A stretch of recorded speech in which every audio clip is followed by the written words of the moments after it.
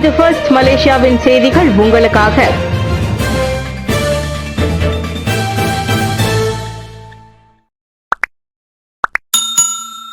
இணைய சேவையில் காணப்படும் பலவீனங்களை களைய உடனடி தீர்வுகள். நாடு முழுவதும் இணைய சேவையில் காணப்படும் பலவீனங்களை களைவதற்கான தீர்வுகளை நேற்று மாலை 5 மணிக்குள் வழங்க வேண்டும் என்று தொடர்புத்துறை அமைச்சர் ஃபாமி ஃபாட்சில் உத்தரவிட்டிருந்தார். அவ்வாறு செய்ய தவறும் பட்சத்தில் அந்நிறுவனங்கள் கடுமையான நடவடிக்கைகளை சந்திக்கலாம் எனவும் அவர் எச்சரித்தார்.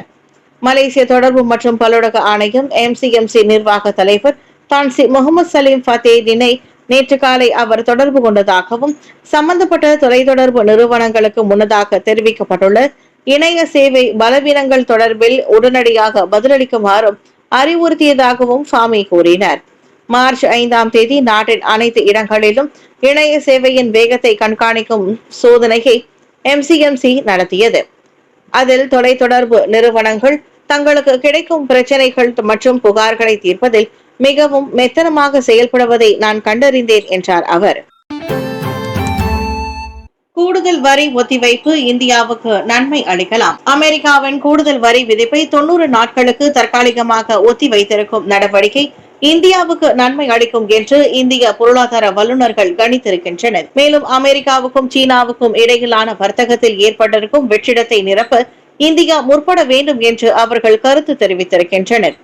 90 நாட்களுக்கு மேற்கொள்ளப்பட்டிருக்கும் தற்காலிக இடைநிறுத்தம் அமெரிக்காவுடன் இருதரப்பு வர்த்தக ஒப்பந்தத்தை நிறைவு செய்வதற்கு வழிவகுக்கும் என்று இந்திய ஏற்றுமதி நிறுவனங்களுக்கான கூட்டமைப்பின் தலைமை இயக்குநர் அஜய் சஹாய் கூறுகிறார். இந்த கூட்டமைப்பின் 37,000 ஏற்றுமதியாளர்கள் இடம்பெற்றுள்ளனர். இருதரப்பு வர்த்தக ஒப்பந்தம் PDA பேச்சுவார்த்தை மேற்கொள்ள எங்களுக்கு 90 நாள் காலக்கெடு உள்ளது. மேலும் அமெரிக்காவுடன் இம்மாதிரியான ஒப்பந்தத்தை மேற்கொள்ளும் முதல் நாடு இந்தியா என்பதால் முன்கூட்டியே பேச்சுவார்த்தை மேற்கொள்ளும் நன்மையும் எங்களிடம் உள்ளது. அமெரிக்க வர்த்தக பிரதிநிதி USTR குழுவுடனும் எங்களுக்கு 2 சுற்று பேச்சுவார்த்தைகள் உள்ளன. அநேகமாக நாங்கள் அந்த திசையில் நகர்கிறோம். மேலும் அமெரிக்கா 90 நாள் கால அவகாசத்தை வழங்கி உள்ளதால் சில நாடுகளுக்கு சில நிவாரணங்களை வழங்குவதையும் அமெரிக்கா பரிசீலித்துக் கொண்டிருக்கலாம் என்று அவர் கூறினார். மியான்மரில் மனிதாபிமான பணிகள் 35 மருத்துவ அதிகாரிகளை அனுப்பும் மலேசியா. மியான்மரில் கடந்த மார்ச் 28ஆம் தேதி ஏற்பட்ட நிலநடுக்கத்தை தொடர்ந்து மனிதாபிமான பணிகளை மேற்கொள்ள ராணுவ படையை சேர்ந்த 35 மருத்துவ அதிகாரிகளை மலேசிய அரசாங்கம் அனுப்ப உள்ளது. அந்நாட்டில் மலேசியாவின் கள மருத்துவமனையை தற்காலிகமாக அமைப்பதற்கு அரசாங்கம் கொள்கை அளவில் ஒப்புதல் தெரிவித்திருக்கும் நிலையில் இந்நடவடிக்கை மேற்கொள்ளப்படுவதாக தற்காப்பு அமைச்சர் ஸ்ரீ முகமது காலிட் நோர்டன் தெரிவித்தார். மியான்மர் அரசாங்கத்தின் அனுமதி கிடைத்த பிறகு அதற்கான கொள்ளளவும் இடமும் தீர்மானிக்கப்படும் என்று அவர் கூறினார். இக்கள மருத்துவமனையின் நோக்கம் எலும்பியல் மற்றும் அதிர்ச்சி ரீதியிலான சிகிச்சையை வழங்குவதாகும். எலும்பு முறிவு போன்றவற்றால் பாதிப்படைந்தவர்களுக்கு அவசர அறுவை சிகிச்சை செய்தல் மற்றும் நிலநடுக்கத்தால் பாதிக்கப்பட்டுள்ளவர்களின் இயலாமையும் ஆபத்தையும் குறைப்பதாகும் என்றார் அவர். இதனிடையே மியான்மரின் உள்நாட்டு மக்களின் அச்சுறுத்தல்களில் இருந்து மலேசிய மருத்துவ குழுவினரை பாதுகாப்பதற்காக கள மருத்துவமனை அமைக்கப்படும் இடத்தின் பாதுகாப்பை அந்நாட்டு அரசாங்கம் உறுதி செய்வதையும் மலேசியா கவனத்தில் கொண்டுள்ளதாக காலிட் நோர்டன் தெரிவித்துள்ளார். மியான்மரில் மலேசியாவின் கள மருத்துவமனையை நிறுவ அரசாங்கம் கொள்கை அளவில் ஒப்புக்கொண்டதாக வெளியுறவு அமைச்சர் கூறியதாக தெரிவிக்கப்பட்டுள்ளது. புத்ரா ஹைட்ஸ் 30 பேருக்கு மருத்துவமனையில் சிகிச்சை வழங்கப்படுகிறது.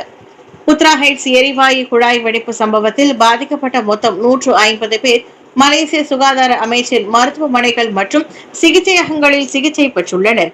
அவர்களில் 120 பேர் வீடு திரும்ப அனுமதிக்கப்பட்டுள்ள வேளையில் மேலும் 30 பேர் இன்னும் மருத்துவமனையில் சிகிச்சை பெற்று வருவதாக சுகாதார அமைச்சர் டாக்டர் ஜுல்கிஃப்லி அகமது தெரிவித்தார். மாலை 3 மணி வரை நன்றாக உள்ளது. இது CPRCயின் அறிக்கையாகும். எங்களின் KKM மருத்துவமனை மற்றும் சிகிச்சையகங்களில் சிகிச்சை பெற்றவர்களின் எண்ணிக்கை தற்போது 150ஆக குறைந்துள்ளது. முன்பு 150இல் 30 பேர் அனுமதிக்கப்பட்டனர். மேலும் 120 பேர் வீடு திரும்ப அனுமதிக்கப்பட்டனர். மேலும் தனியார் பிரிவிலும் நான் கவனித்தேன். அந்த 30 பேரில் 17 பேர் இன்னும் அனுமதிக்கப்பட்டுள்ளனர். 30 பேரில் 13 பேர் சுகாதார அமைச்சின் மருத்துவமனைகளிலும் 17 பேர் தனியார் மருத்துவமனைகளிலும் 17 பேர் தனியார் மருத்துவமனையின் அவசர சிகிச்சை பிரிவிலும் ஒருவரும் அனுமதிக்கப்பட்டுள்ளனர் என்று அவர் கூறினார். கூடுதல் வரி மின்னணு பொருட்களுக்கு விலக்கு. அமெரிக்க அதிபர் டொனால்டு டிரம்ப் விதித்துள்ள பரஸ்பர வரிகள் சில பொருட்களை உட்படுத்தவில்லை என்று அவரின் நிர்வாகம் தெரிவித்திருக்கிறது. திறன்பேசிகள் மற்றும் கணினிகள் உள்ளிட்ட சில குறிப்பிட்ட மின்னணு பொருட்களுக்கு பரஸ்பர வரிகளில் இருந்து விலக்கு அளிக்கப்பட்டுள்ளதாக விளக்கம் அளிக்கப்பட்டுள்ளது.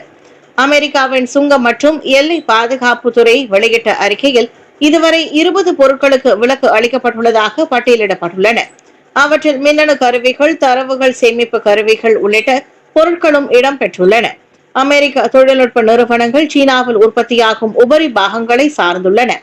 டிரம்ப் அறிவித்த கூடுதல் வரிகளால் மின்னணு பொருட்களின் உற்பத்தி பாதிக்கப்படும் என்று அந்நிறுவனங்கள் கவலை தெரிவித்தன. அதனைத் தொடர்ந்து சீனாவில் மேற்கொள்ளப்படும் உற்பத்தியை அமெரிக்காவுக்கு மாற்றுவதற்கு கூடுதல் அவகாசம் வழங்க இந்த வரி விலக்கு உதவும் என்று டிரம்ப் நிர்வாகம் நம்பிக்கை தெரிவித்திருக்கிறது. சீன அதிபர் வருகை, முக்கிய சாலைகள் மாற்றுப்பாதைகளுக்கு திருப்பிவிடப்படும். சீன அதிபர் ஜி ஜின்பிங் மலேசியாவிற்கு 3 நாட்கள் அதிகாரப்பூர்வ வருகை மேற்கொள்வதை முன்னிட்டு வரும் செவ்வாய்க்கிழமை தொடங்கி கிளான் பள்ளத்தாக்கு மற்றும் புத்ரஜயாவை சுற்றியுள்ள பல சாலைகள் முழுமையாக மூடப்படும் அல்லது போக்குவரத்து கட்டம் கட்டமாக மாற்று பாதைகளுக்கு திருப்பி விடப்படும். சீன பிரதிநிதி குழுவின் பயணங்களை கவனத்தில் கொண்டு 30 முதல் 45 நிமிடங்கள் வரை தற்காலிகமாக மூடப்படும் 17 சாலைகள் அடையாளம் காணப்பட்டுள்ளதாக புக்கிட்டமான் போக்குவரத்து விசாரணை மற்றும் அமலாக்கத்துறை JSPT-யின் இயக்குநர் டாக்டர் ஸ்ரீ முகமது யூஸ்ரி ஹசான் பஸ்ரி தெரிவித்தார். ஏப்ரல் 15ஆம் தேதி மாலை மணி 6 தொடங்கி மூடப்படும் சாலைகளில் KLIA நெடுஞ்சாலை, வடக்கு தெற்கு எலைட் நெடுஞ்சாலை, புத்ரஜயா சாலை, புத்ரஜயா டெங்கில் நெடுஞ்சாலை, பெர்சியாரான், சிலாந்தான், லெபு கெமிலாங் மற்றும் ஜாலான் P5 ஆகியவை அடங்கும். சீன பிரதிநிதிகள் குழு அடுத்த இடத்திற்கு செல்லும் வகையில் அதே நாளில் பிற்பகல் மணி 12:30 தொடங்கி 2ஆம் முறை அந்த சாலைகள் மூடப்படும். மறுநாள் ஏப்ரல் 16ஆம் தேதி மாலை 4:10 அளவில் Jalan P5, Lebuh Gemilang, Jalan Tunku Abdul Rahman, Lebuh Sentosa, Lebuh Perdana Barat மற்றும் பெர்சியாரான் ஸ்ரீ பெத்தானா சாலைகள் மூடப்படும் வேளையில் மாலை 6:30 மணி அளவில் குறிப்பிடப்பட்ட அதே சாலைகள் மீண்டும் மூடப்படும். சூப்பர் லீக் கிண்ணம் ஸ்ரீபஹாங் தொடர்ச்சியாக வெற்றி. மலேசிய சூப்பர் லீக் கிண்ண கால்பந்து போட்டி மஞ்சோங் நகராண்மை கழக அரங்கில் ஞாயிற்றுக்கிழமை நடைபெற்றது. இந்த ஆட்டத்தில் ஸ்ரீபஹாங் 1-0 என்ற நிலையில் பேராக் அணியை வீழ்த்தி தொடர்ச்சியாக தனது 3வது வெற்றியை பதிவு செய்தது. இம்மாத இறுதியில் மலேசிய இறுதிப் போட்டி நடைபெற உள்ள நிலையில் இந்த வெற்றி ஸ்ரீபஹாங் அணிக்கு நேர்மறையான உற்சாகத்தை வழங்கியுள்ளது. முதல் பாதி ஆட்டம் கோலின்றி முடிந்த வேளையில் 2ஆம் பாதியில் ஸ்ரீபஹாங் அணி தி சரவணன் களம் இறங்கப்பட்டார்.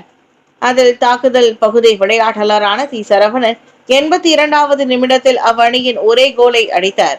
இந்த பருவத்தில் 9 தோல்விகளோடு 8 சமநிலை முடிவுகளை பெற்றிருக்கும் ஸ்ரீபஹாங்கிற்கு இது 6வது வெற்றியாகும்.